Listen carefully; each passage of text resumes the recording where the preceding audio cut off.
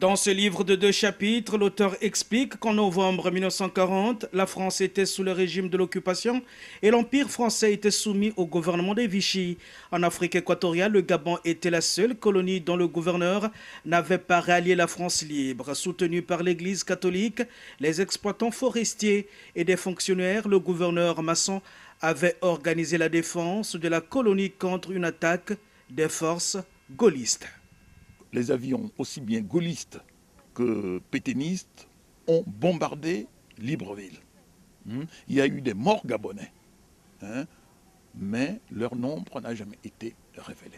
Cette partie de l'histoire de la France a été occultée, aucun historien n'en parle et pour l'auteur, il était important de révéler cette histoire sombre de la France, cette guerre de De Gaulle contre Pétain dans son pays pendant 3 mois et faisant 50 morts pour éclairer les Gabonais, les Africains et le monde entier. Il est quand même temps que les Gabonais sachent une partie de leur histoire qui avait été complètement occultée par les historiens et par les politiciens. On rappelle que Barthélemy Thomas Mengon est né à Ngom, au Gabon, ingénieur électronicien.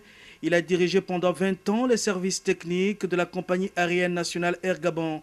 Installé dans la région parisienne, il a publié un polar, un roman et 3 essais.